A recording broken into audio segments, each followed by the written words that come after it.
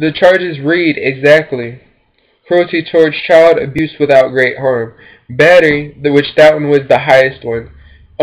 Battery, touch or strike, which I did not strike my baby's mother at all. The only time I touched her was when she first did her little pout and cry type thing and dropped down to the ground in front of me while I'm holding my child, and I don't know how she or why she did that, but I reached my hand out to try to help her up. That's when they're saying I so-called put her in a neck brace, in which, no, I had said, come on, get up, because she's making a big behind scene out of this. Obstruction of justice, tampering with a misdemeanor proceeding, and obstruction of justice in the third degree, which is a felony proceeding. Now, the third degree felony proceeding, I guess I haven't been told exactly what these are. My public defender hasn't hardly seen me. She's barely talked to me about anything. Every time she's telling me stuff, she's always telling me, just take the plea deal, just take the plea deal, because there's no guarantee I will not get charged of this stuff. Well, if I had a person who was actually defending me and pointing out all the proof, every witness statement that's been made by my baby's mother, that's the main thing. There was no witnesses other than me and my baby's mother there. My baby's mother even said that I didn't do none of this stuff in her original written statement. But when the cop came, I guess she may have looked at him and told him I put her in a neck brace, because he wasn't even there. So that in the cop's report, which the cop could have just simply said that she said it when she didn't say it. Said I put her in a neck brace, and the cop said the same thing and just put that in the report, which did not happen, because he wasn't even freaking around. The other misdemeanor thing, I guess, was the other charge of me not giving up the phone. Like, both of them are about me not giving up the phone, because they have to do with the first two charges, me not giving up the phone, so they could call the cops. When I was already on the phone with the cops were already on the way. Anyway, ow, I got a little bump. Anyway, my bond amount was a total of 11,000 and, hold on, 11,500. I paid 1,550 through a bail bondsman to get out to try to get my court stuff together. With how little I've seen my public defender and how stressed I've been over this entire thing, I might as well have just stayed in jail. But the only good thing about this is me getting out, being able to look at my own case and everything, being able to talk to other people about it, and find out what specifically needs to be said and done.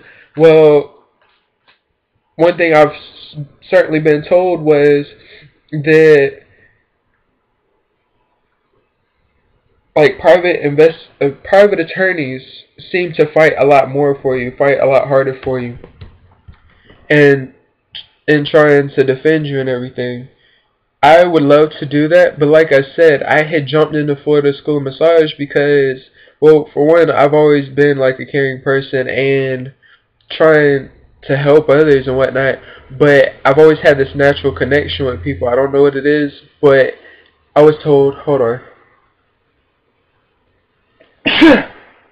I was told that I would be good at it. Well, knowing that I would be getting paid that much and making, like, even if I worked just 5 hours a day during the time my child was at school, 5 times a day, 5 days out the week, for a whole year, I'd be making around 70,000. If I wanted to push it, I could make like somewhere in the 90,000s range. And if I wanted to work a full 8 hours a day, 5 days a week, I'd be making in the range of 120,000 a year. Right now, currently, I have no money because, well, with my first job, I went through the entire job and everything. Another manager came in, screwed up the entire store. A whole bunch of people got fired. Then, as soon as I went back out to Vegas, my old manager called me back asking me, was I still around? Did I want to come back and work again? because he got brought back because the old manager messing up.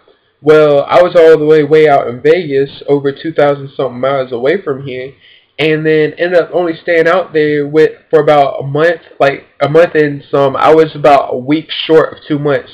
Came back by myself, left my baby's mother out there with her father.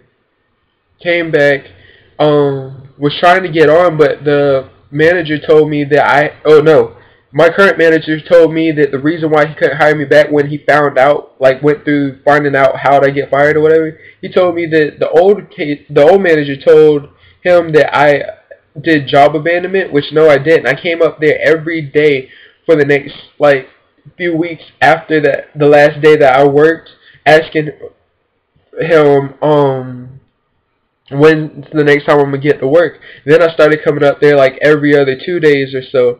Then I would at least come up once a day for the next few weeks, and in which I had stopped working in like September. Yeah, September, like right around my birthday. It was a few days right before my birthday. They tried to schedule me to work on my birthday. When I scheduled off for my birthday, I came in. Then it was like, oh yeah, you're right. You don't have to work today. You're supposed to come in tonight. But then they said that they got someone else to cover it because they knew that I had been asked for those 3 days off for the past like 2 months, and that the manager was just being like that so that they would call someone else in to work for me. Well, that's when I ended up that day. After finding out I didn't have to work, I walked over to my baby's mother's house because I didn't see her or her siblings in quite a while, and I was wondering how had they been doing. So, anyway, that's how the job first went. Well, I got rehired anyway, and when I got rehired, then there was this is like a super ghetto Checkers. The area it's in, not so good. We had this country, white lady manager who was like super scared all the time of anybody getting loud, of doing anything. It was really weird. But anyway, this one night there was a fight that broke out in front of the Checkers, and long story short, she kept trying to make an example out of me, kept yelling at me, telling me to close all the windows when I wasn't the one opening the windows. All the other employees kept trying to open the windows, which all the other employees were black. I'm mixed between black and white. She was sitting there yelling at me, telling me to close the windows after just watching the other employees open the windows so they could see the fight. Well, after yelling at me long enough, I was like, alright, whatever, and went to the back of the store and went to go stand in front of a camera so that it could be shown that I was not doing anything wrong. She told us all to stop cooking the food, to don't open the windows, don't pass no more food out and everything. As I was on the way back to the back to stand out of the way and everything, she told me go ahead and go home. Well, one of my coworkers, who seemed to be a cool dude or whatever, told me chill out and just stay because there's no reason in me going home. But I was like, I can't do that. She already told me to go home. And so at Checkers, you're supposed to ask for a door check. I asked the girl on the way to the back of the store, I had asked her to give me a door check, please. And she even yelled out, clear, from the door's clear, I could go.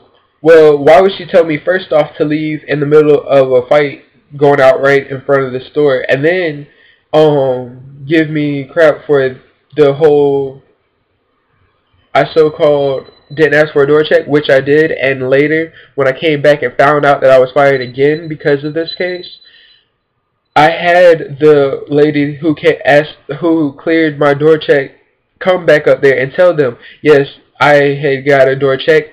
3 of the, like, I don't know, 7 people that was there was paying attention to the entire thing that was going on with me and came back and told them I didn't do what she had said I did. Anyway, on to the next video.